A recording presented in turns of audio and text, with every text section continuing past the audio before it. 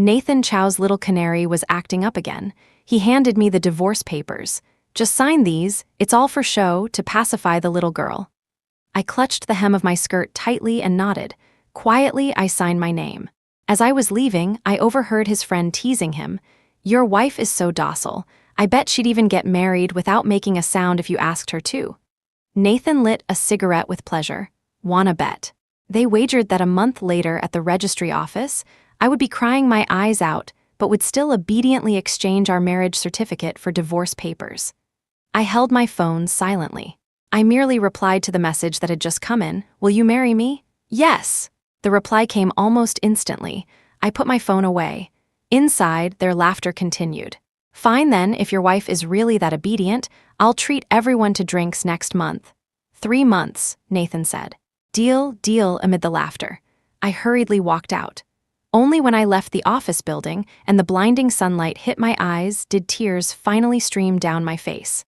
Nathan had fallen for a college girl who hadn't even graduated yet. He bought her a house in Harbor City and filled it with luxury items. But she wouldn't let him kiss her or hold her. She lived in a 3,600-square-foot penthouse, wore custom designer clothes worth hundreds of thousands of dollars, and tilted her head back saying, "I refuse to be the other woman." Nathan found this particularly amusing. By now, this was the 3rd time Nathan had put on a show for her. The first time, he displayed affection with me. Back then, I didn't know Sophia Song existed. I happily took many photos embracing him. When I saw he posted a full grid of photos, I was even more excited and expectant. But that social media post never appeared in my feed, no matter how many times I refreshed. Later, I learned he had set it to visible to Sophia Song only. The second time, he fought with me, left me on the street, took a photo of me crying alone and sent it to Sophia. "See, I really can't help it. She can't live without me." The third time, he wanted to divorce me. My phone buzzed repeatedly, and I took it out. "Really? Are you serious?" "Grace." I wiped away my tears and smiled slightly. "Really?" In the afternoon, Nathan took me to the registry office as promised. On the way there, he was in an exceptionally good mood. He kept asking where I wanted to go for our 3rd anniversary trip. Nathan and I had grown up together, and this was our 3rd year of marriage. "How about Prague?" he suggested. "When you were 7, you always talked about feeding pigeons in Prague Square." He got out of the car, opened my door, and helped me unbuckle. "Oh, have you been crying?" He frowned and gently wiped the corner of my eye with his thumb. "I already told you, it's just for show. A little bird like her I'd like to see when she'll finally give in." As he spoke, something fell out of his pocket, a box of condoms. Nathan cleared his throat lightly and touched his nose.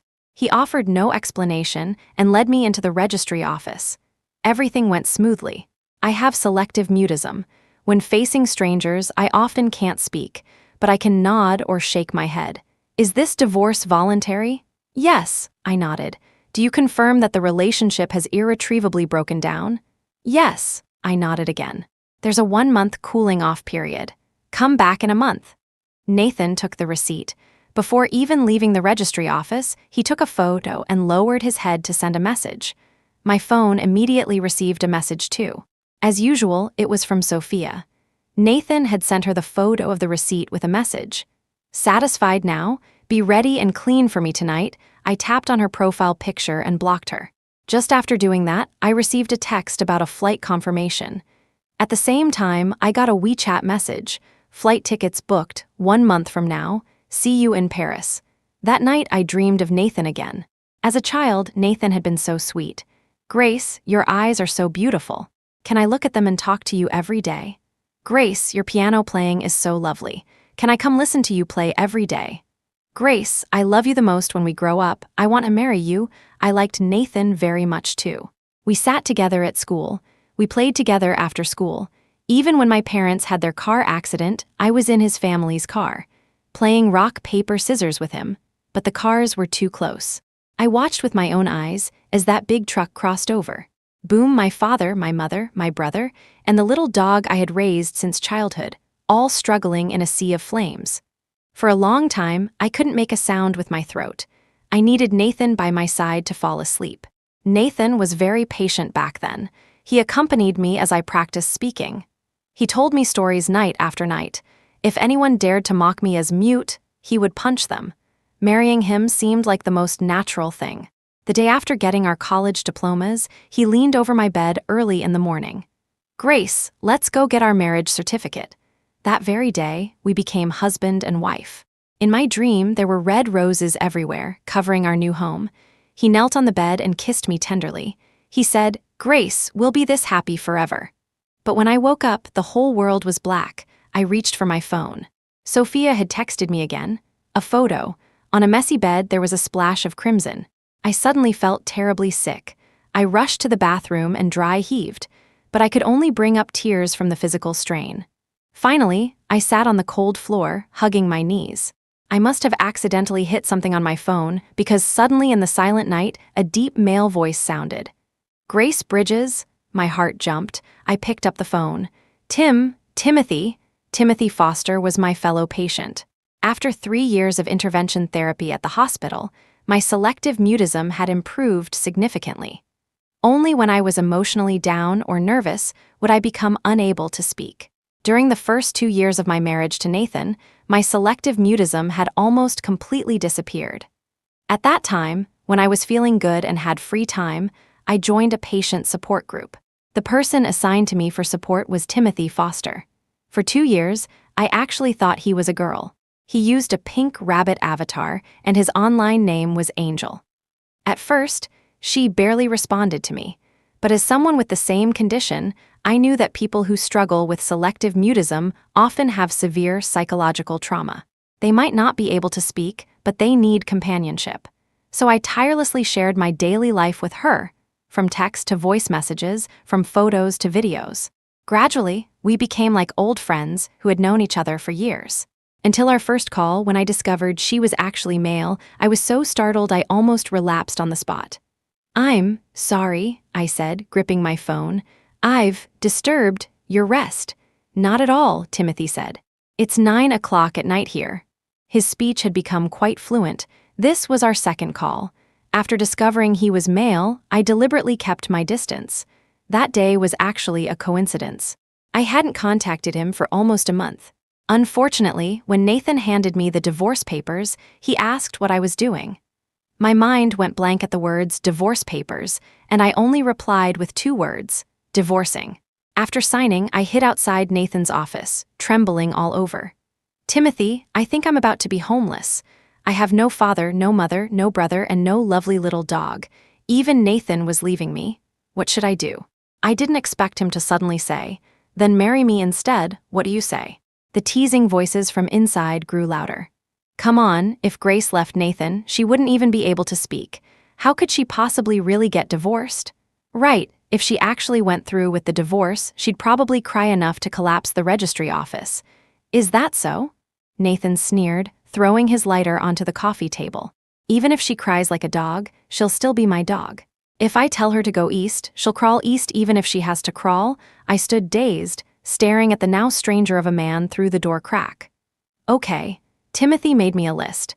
Things that had to be done within a month. Getting a visa and finding a lawyer were obvious necessities. But the list was also densely populated with restaurants I must try. Chinese food abroad is truly awful. Indeed it is. I happily accepted his suggestion. Following the list's order, I visited the restaurants one by one. Life alone didn't seem so unbearable after all. Each day, I ate well and packed my belongings. The day I moved out of our marital home, Nathan suddenly messaged me. "You haven't even called me once. Don't you miss me?" He had taken Sophia on a trip. Said he wanted to show the little girl more of the world. "You're being so naughty." He sent another message. Then he sent a photo. "This place is great.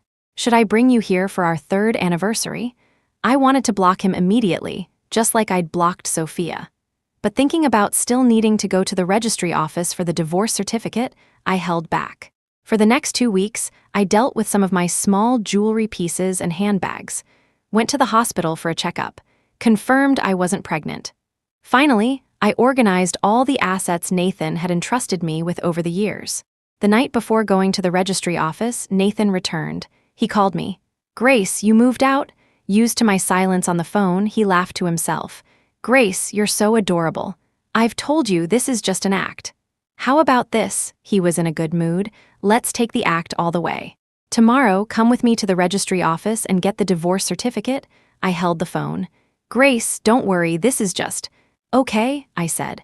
Wow, cheers erupted from his end. I hung up. I sent him the time via text. The next day, I got up early, but Nathan arrived very late. Probably Sophia's deliberate doing, he had a not too deep, not too light bite mark at the corner of his mouth. He pretended not to notice it. I also pretended not to see it. The procedure was even smoother than last time. 5 minutes, start to finish. Grace, I have a surprise for you tomorrow. Nathan lightly kicked my leg. I put away the divorce certificate. Nathan, are you free tonight? I looked at him. There are some things I'd like to tell you. Nathan was stunned for a moment. Since our marriage began, I had always called him husband. The next moment, he curved his almond-shaped eyes and patted the red booklet in his hand. Sure, no matter what Nathan had been like this past year, I absolutely didn't want to deny the Nathan of the past. I was grateful for his companionship over the years and thankful for his care. So actually, I never intended to leave without saying goodbye. But it rained that night. Thunder roared, lightning split the sky. I feared nights like this. That car accident had happened during a downpour. I endured the trembling of my body, waiting for Nathan. I even worried that when Nathan appeared, I might, out of years of habit, break down the psychological barrier I'd built up over the past month and throw myself into his arms crying.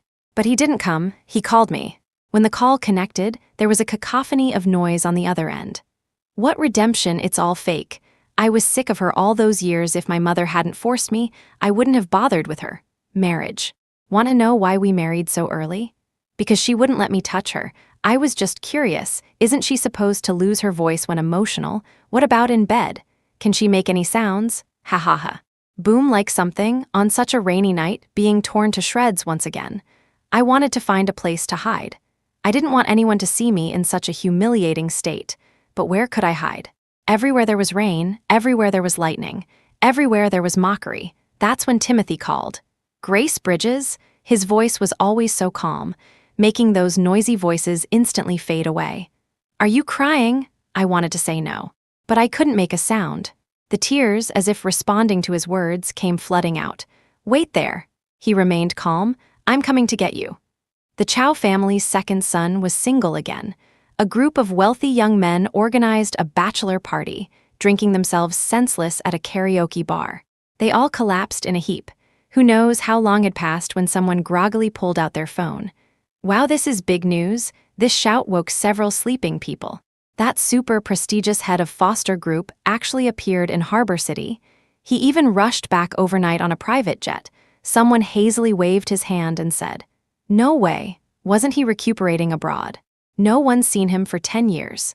It's true, it's trending online." The phone was passed around. What had been a quiet gathering became lively again. It's really him, and he's carrying a woman. They say he came back overnight to take her abroad. Wow, the PR team didn't even have time to handle it.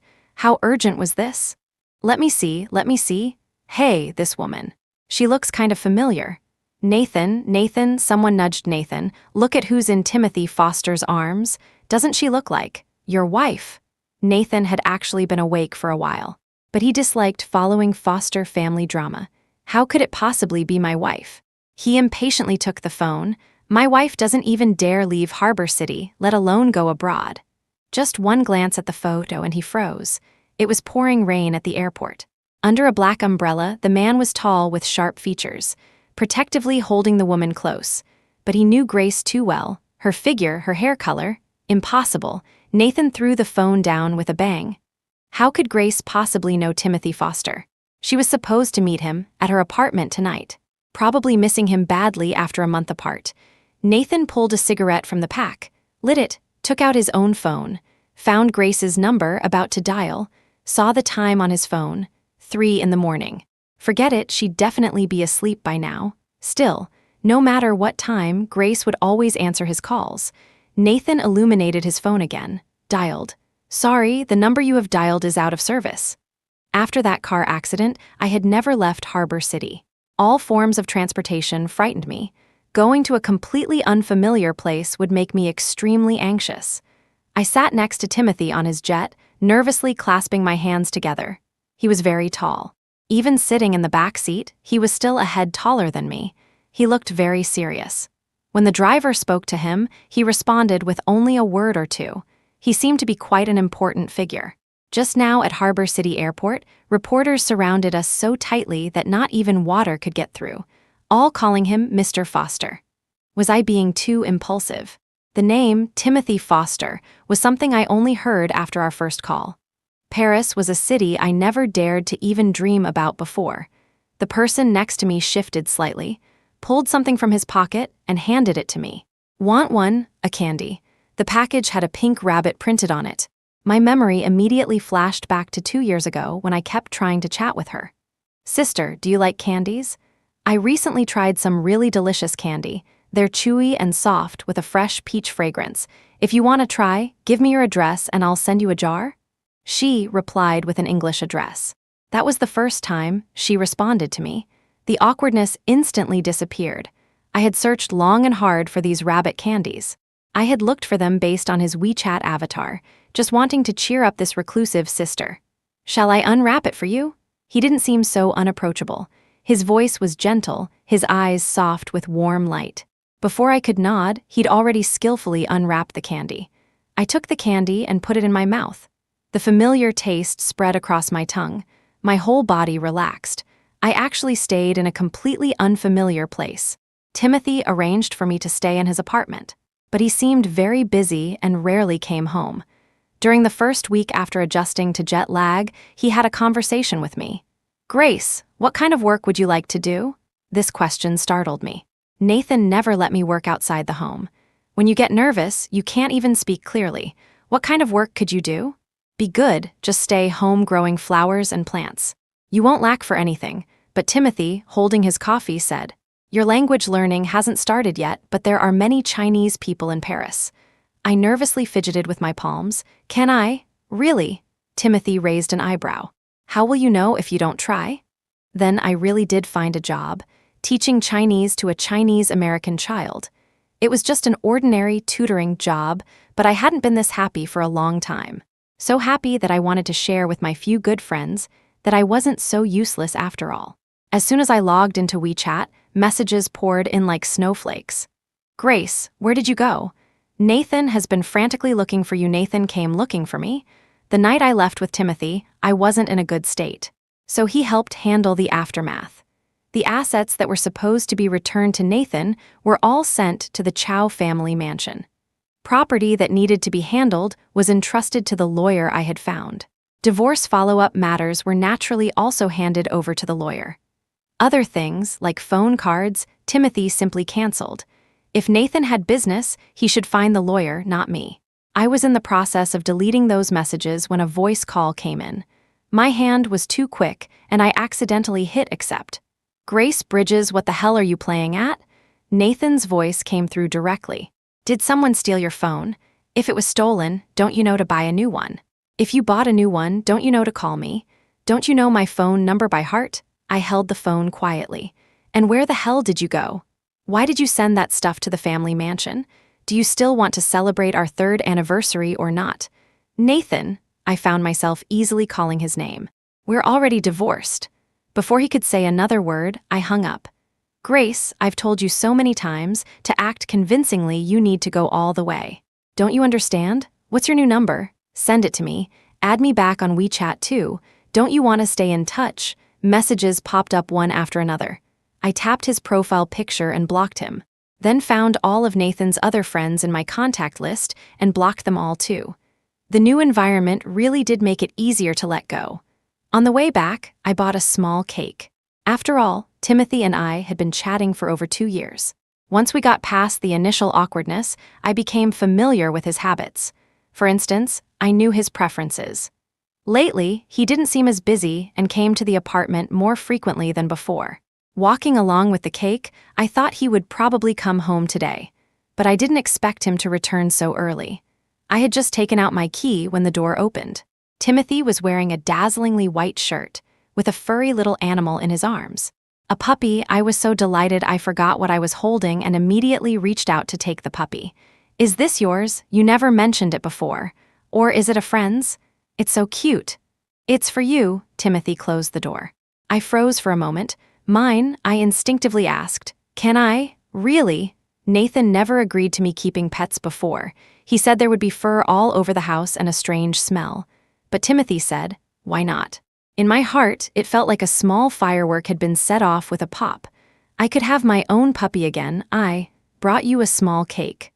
I handed the cake to Timothy, then went to the sofa to play with the puppy. My first dog was a birthday gift from my parents. My brother had taken them to choose it. Back then, it seemed like I never knew what worries were. So much so that I always felt that when I saw a dog, all my troubles disappeared. Looking up, it seemed I wasn't the only one in a good mood. Timothy sat beside me, the corners of his lips slightly upturned, quietly eating the small cake bit by bit. Little sister, you've got cream on you. I stood up, about to grab a tissue when I suddenly realized, being too relaxed, I had used the wrong name. Little sister? Timothy's voice came closer, his breath also drawing near. Too close, the puppy gave a small yelp and ran off. I raised my eyes slightly, only to see an elegant face and feel the firm muscles under my hand. For a moment, all I could hear was my heartbeat. I tried to retreat a bit, but Timothy held the back of my head and kissed me, allowing no refusal. Grace, have you forgotten something? My heart was beating so fast it was about to explode, my face so hot my mind was getting fuzzy. But he kissed me again, this time very lightly, very gently, his voice low and husky. When shall we register our marriage? Today or tomorrow? I wasn't really clear about what was happening. Dazed from the kisses, I was still thinking that it was already evening, so we might as well wait until tomorrow. The next day, Timothy really took me to the city hall. According to him, the elderly mayor of Paris said a lot of words, and I just kept nodding. He waved his hand and issued our marriage certificate. I felt a bit nervous, but more than that, I felt a tiny excitement. Similar conditions understand each other. I always felt that Timothy wouldn't be a wrong choice. The only thing that made me a bit unhappy was that Nathan somehow found my phone number in Paris. He even called me from a French number. So you really did go to Paris. As soon as the call connected, he recognized my breathing. Grace, learned to throw tantrums, have you? It's been a month, haven't you had enough? I took a deep breath to suppress my emotions. Nathan, stop disturbing my life. Your life? What kind of life could you possibly have? Don't think I don't know you went to Paris to find that angel, right? A little sister who eats candy all day. You're going to burden someone like that. Have you no shame? I had never hidden anything from Nathan before, what I did or who my friends were. That has nothing to do with you. I'm your fucking husband. If it has nothing to do with me, who does it have to do with? I advise you to get back here immediately, otherwise. I hung up directly. He texted again, won't come back. Fine, aren't you capable? Go ahead and stick with that little sister for the rest of your life. I never thought Nathan could be such a vicious person. But on second thought, if he could cheat during our marriage and openly ask me for a fake divorce, what kind of good person could he be? I had been blinded by childhood sentiments, confused by the past. That evening, many friends messaged me. Most sent a screenshot of Nathan's social media post with a note. What's going on between you and Nathan? Nathan had posted an intimate photo with Sophia on social media, essentially publicly acknowledging his relationship with her. I didn't bother explaining so much and simply posted a photo of our divorce certificate. My college roommate group chat exploded. Holy shit, Grace, you finally woke up? I always thought something was off with that Chow guy. He never took you to meet his friends and never posted about you on social media. Exactly, and he was always bringing up Grace's selective mutism. Grace used to talk to us just fine, but as soon as he mentioned it, she'd really get too nervous to speak. Apparently, all the signs had been there from the beginning. A few days later, the group exploded again. Is he mentally ill or something? Nathan had sent each of them the same content. A photo of a diamond ring, a screenshot of his chat with Sophia. In 3 days, I'll give you a surprise. Are you free? And then a message to be passed on to me. Tell Grace Bridges that in 3 days, it's my mother's birthday celebration. If she doesn't return to the country, I'll give my mother a new daughter-in-law. I also thought he was mentally ill. Just ignore him. However, I was indeed going back to the country. That night when Timothy came home, he brought 2 suitcases. We're going back home for a bit. I was stunned, not understanding immediately. The marriage certificate needs to be notarized back home. He sorted through documents. And to introduce you to friends and family. I was about to ask instinctively, can I really? As my roommate said, Nathan never took me to public occasions. He was afraid I wouldn't be able to speak, afraid I would stutter, afraid I would embarrass him. Grace. Timothy suddenly stopped what he was doing, turned around, and cupped my face with one hand, his black pupils fixed on me. Grace Bridges, there's nothing you cannot do. A warm tingling spread from my heart to my entire body. So this is what a positive relationship feels like. Timothy mentioned he needed to take care of some business in Harbor City first. Coincidentally, I was also planning to meet with my lawyer. So our first stop, after returning home, was Harbor City. Completely different from the pouring rain when we left. When we got off the plane, the sun was shining brightly. Timothy was very low-key, wearing sunglasses the whole way, leading me through the VIP passage. By now, I certainly knew exactly who he was. 12 years ago, the power struggle within the Foster group had been front-page news for several months. No one expected that the eventual victor would be a young heir who hadn't even graduated from university. More surprising was that after taking over, Timothy Foster acted with a strong hand and unconventional strategies. In just 2 short years, he had doubled the already enormous size of the Foster group. I'd heard rumors about him too, but I was young then, and since he later stayed out of the domestic spotlight for many years, I hadn't remembered his name. Fortunately, we didn't encounter any reporters on this trip. Timothy and I arrived at the hotel without incident. He went to the company to work, while I rested at the hotel, going to the law firm after I woke up. Miss Bridges, your assets are being processed according to your instructions. Here are a few documents that need your additional signatures. Please review them. These are the original contracts for the properties that have been sold. You can take them. The processing of your personal assets is going smoothly, however. The lawyer looked somewhat troubled. Miss Bridges, you still have several properties that are marital assets co-owned with Mr. Chow. According to the divorce agreement, they should be divided equally. But Mr. Chow, he refuses to cooperate. He says you too, the lawyer cleared his throat, aren't divorced yet. I frowned. So, I nodded, I'm sorry, I'll talk to him. I took out my phone. After having my roommates block Nathan, he had registered various alternate accounts. Every day he tried to add me as a friend in different ways. I accepted one of them. Are you free tonight? Let's meet. Nathan didn't reply immediately. The typing indicator appeared for quite a while. Well, decided to come back to the country? Too bad. This young master is taking Sophia shopping tonight, not free. I looked at the message. I almost laughed from anger. His refusal to cooperate with the asset division wasn't without a solution. Applying to the court for forced execution would work, but since this trip back wasn't long, I had hoped to handle things simply.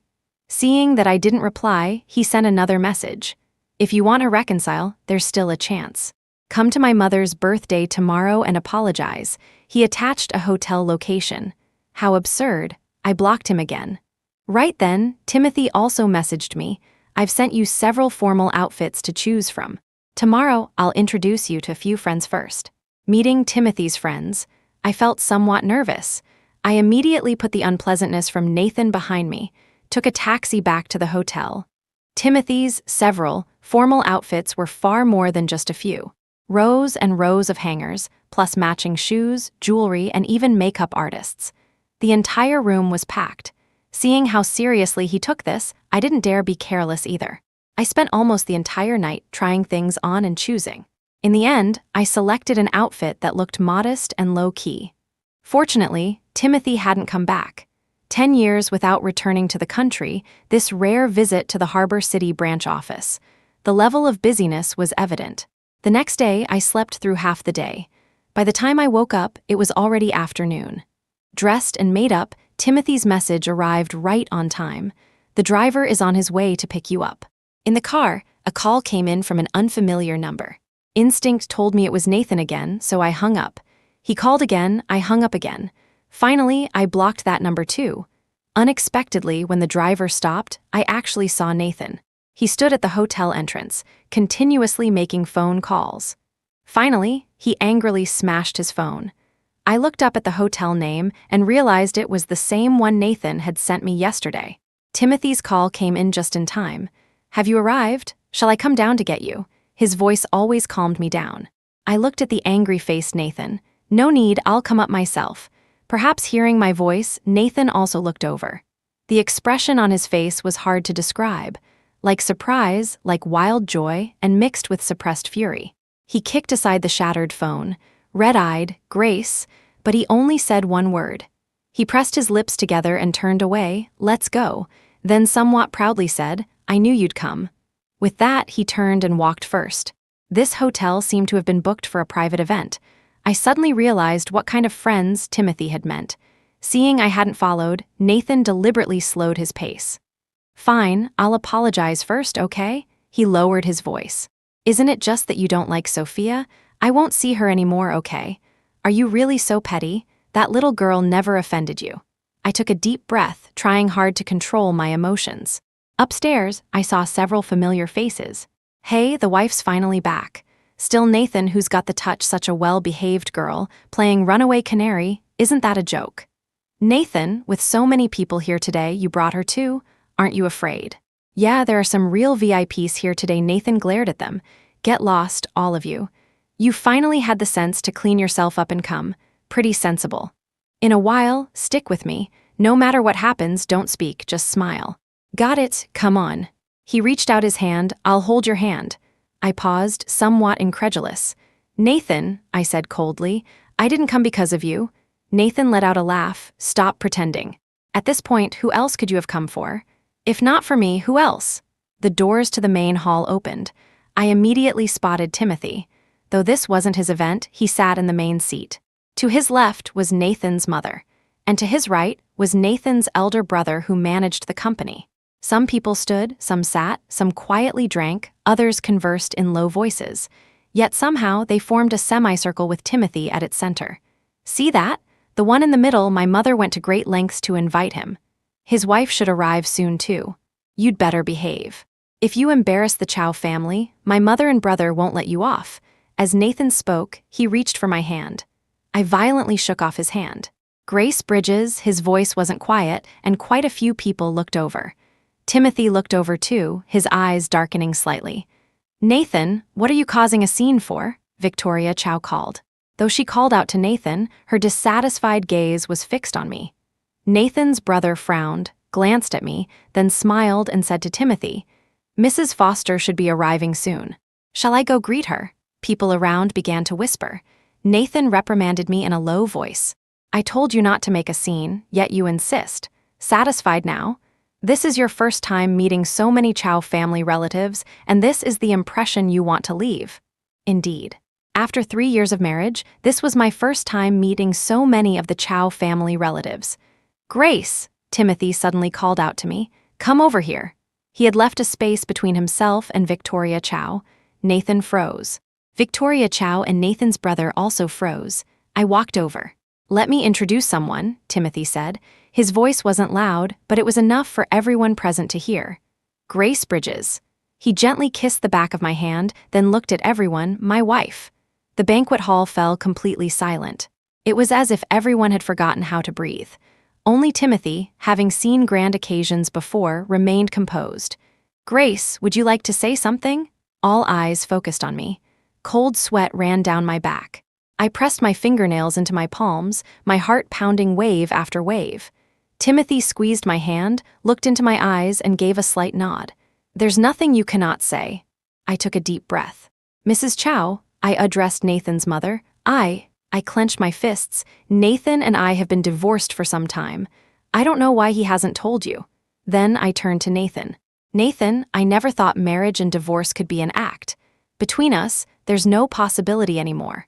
Finally, to everyone present, I am now Timothy Foster's lawful wife. From now on, I have no connection to the Chow family." Nathan stared at Timothy's and my clasped hands, taking 2 steps back in disbelief. Timothy also stood up. He took the napkin from the table and methodically wiped my hand that Nathan had grabbed. "My wife prefers quiet. I am protective. From today onwards, I don't want anyone in any way to harass my wife. Mrs. Chow, am I clear?" Victoria Chow was stunned and nodded repeatedly. I apologize for the intrusion. Timothy put down the napkin and led me by the hand toward the exit. Only in the elevator did my heartbeat gradually return to normal.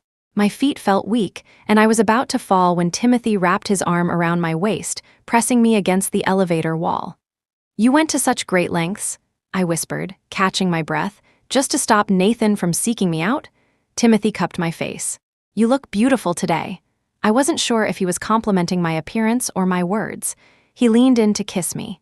"Grace, Grace," Nathan's shout came from outside the elevator. Unfortunately, while talking, we hadn't pressed a floor button. The elevator was actually opened by him. Timothy pulled me into his arms, coldly turning back. "Is there a problem?" The elevator wall reflected my kiss-flushed face, and outside, Nathan's nearly desperate, stunned expression. I quickly pressed the button for the underground parking level. Before the elevator doors closed, Timothy mischievously held my chin and, in front of Nathan, kissed me even more forcefully. I heard that Nathan was confined by his family. They confiscated his phone, computer, and cut off all communication tools, demanding he swear never to cause me trouble again before they would release him. Timothy and I returned to the capital. Originally planning to notarize our marriage certificate, Timothy felt it was too troublesome and directly got a certificate from the local registry. I also met his friends and family, just as rumors said. He was the eldest son and grandson, but his mother died early, and his father died of a sudden cardiac arrest when he was 18. His uncles no longer stood a chance against him, and they were all very polite to me. His friends were all gentlemanly too. Only one, probably his best friend, teased him about late loss of virginity right to his face. "Wait, he's in his 30s and still a virgin? But we've been married for half a month now, and he indeed hasn't touched me. Is it that he doesn't know how? Or is he afraid I'll discover he doesn't know?" So that night when we went to bed, the atmosphere was somewhat awkward. One moment I wanted to get closer to him, the next I thought I should keep my distance. What if it's not that he doesn't know how, but that he doesn't? That can't be right. When he kisses me, I can feel it. Timothy is usually busy with work and not easy to approach. Perhaps this is normal. Even if it's not normal, we're already married, I wouldn't look down on him for it. "What are you thinking about?" Timothy suddenly turned over and pulled me into his arms. I quickly shook my head. He lowered his head and kissed my lips. He'd been kissing me more and more frequently lately, and for longer periods. "I just wanted to give you more time to accept me." The temperature under the covers gradually rose. In the darkness, Timothy's breathing became somewhat irregular, his voice growing husky. My heart pounded so hard that I couldn't make a sound, but I thought of the puppy sleeping at the foot of the bed, the light purple bedding in the room, and the garden full of tulips outside. All those years, every word I had said to him, he remembered. "I do like you, Timothy," I said softly. I tilted my head up to kiss him back. Timothy's body tensed, and he immediately took control. And naturally, the spring night was short, but we didn't sleep. But some things don't go as planned. Too many people attended that birthday party, resulting in some gossip. In the comment section of every interview video featuring Timothy, some ambiguous remarks appeared. Tusk, powerful CEO, looks glamorous on the surface, but behind the scenes is utterly heartless, even his wife. Above poster, is he married? What happened to his wife exactly? Staying low profile is the way to safety. Keywords, stolen bride. Timothy didn't mind this. The more such comments were banned, the more fierce they became. But I felt like I had a fishbone stuck in my throat. That day, Timothy was working overtime again. We had 3 days before returning to France. I was packing when I suddenly heard a commotion outside. That's right, my wife and I have been childhood sweethearts with over 20 years of feelings. How could it just end like that? Look at this photo. Yes, that's the one of Timothy Foster at the airport that was completely deleted the next day. Is my wife conscious? Timothy Foster had been pretending to be a little girl for 3 years, deceiving my wife he has a special fetish. He's a pervert, my ears rang. Blood rushed to my head. It was Nathan, of course. He had brought a group of live-streaming influencers to the front door of my home with Timothy. The Foster group is truly lawless. I ask all of you to be my witnesses today. I must see my wife. I grabbed the documents I had printed earlier and ran downstairs. completely forgetting that I had sent all the servants out to buy things. Only I was left at home. Also forgetting the secondary trauma caused by mass interviews after the car accident. Facing cameras, I couldn't speak a word. But when one wants to protect something, a person's strength can be so powerful. I walked straight to the main door and opened it. "Grace!" Nathan's face lit up with joy. Before he could say a third word, I stepped forward and slapped him hard. "Nathan Chow, look at yourself in the mirror. Who gave you the confidence to think I couldn't live without you?" Another slap. "And who gave you the audacity to defame others and spread rumors?" Another slap. I threw the printed chat records at him. "Take a good look, stop sullying the term childhood sweethearts." Finally, I tossed a recorder into his arms. It was playing the recording of that phone call he made to me the night I left. What redemption bullshit. I was sick of her all those years. If my mother hadn't forced me, I wouldn't have bothered. Marriage, you guess. Nathan's face turned ashen. He hurriedly pressed pause. But the trouble he caused wouldn't be so easily resolved. The live stream was forcibly terminated, and all clips were completely deleted. What circulated everywhere were the screenshots of Sophia's chats with Nathan that she had sent me years ago. People on the internet discussed the pair extensively, expressing shock. Soon, the usually low-profile Sophia was completely exposed. Someone even dug up that she lived in a mansion Nathan bought her and wore luxury items he purchased, pretending to be a rich young lady, hooking up with other wealthy young men. Timothy had always been a person who only talked business, never deliberately targeting the Chow family. After this incident, he cut off all cooperation between Foster Group and the Chow family. A few days later, Victoria Chow called me. "We failed to keep Nathan in check. I'm sorry, Grace, could you please consider after all these years?" "Mrs. Chow," I interrupted her. "It's true that your family took care of me for many years. But during those years, I also followed your instructions and handed over my parents' business to the Chow family. I never owed you anything." Timothy and I followed our original plan, prepared to return to France. On the day of departure, it was drizzling. As we went through security, suddenly there was a commotion. Nathan had appeared from somewhere, covered in mud and rain, in a wretched state. "Grace, Grace!" He grabbed my suitcase. The ground was too slippery, and he fell right in front of me. "Grace, please don't go." Timothy's face showed disgust, but he only glanced at his watch and gave a signal to someone nearby. People who had taken out phones to take photos and watch the drama were immediately cleared away. Nathan tightly gripped my suitcase. "Grace, listen to me. There have been too many misunderstandings between us. That phone call was Sophia calling you, not me. I didn't know about it. I was drunk and talking big. I never found you annoying. I married you because I really liked you." Those things I said to Sophia were a moment of confusion. It was. Right, she was the one with the skillful tactics. She seduced me. I wasn't really going to divorce you. Didn't I say I had a surprise for you? I was planning to propose to you again the next day. Grace, everything was a misunderstanding. That night, I also planned to go to the apartment to find you. But Chen Jiang, that idiot, insisted on having drinks with me. Yes, it's always everyone else's fault. I looked down at his tears. "The condoms were placed in your pocket by someone else. Someone else pushed you into bed. All those belittling, humiliating words about me were spoken from your mouth because you were possessed." I spoke such a long sentence without even a pause. "Nathan, you just thought I couldn't leave you. So you belittled, ignored, and despised me. Mocking me, suppressing me, that became the only way you could find a sense of existence in your failed life, didn't it?" The Chow family had 2 sons. The eldest took over all the family business. The second was frivolous and idle. It wasn't that he didn't want to work, he couldn't do it. In his life, the only thing worth bragging about was that he had once accompanied a girl, made her wholeheartedly depend on him, trust him. "Let go. Don't make our years of feelings end too ugly." Nathan's hand trembled violently. He let go. "Grace, give me one more chance, okay? This time I'll definitely." As he spoke, he tried to grab my hand. I quickly dodged. "That's disgusting." Nathan's words came to an abrupt halt. I pulled my suitcase and turned to leave. Timothy was waiting not far ahead. I took his arm. Suddenly, from behind came the sound of wailing.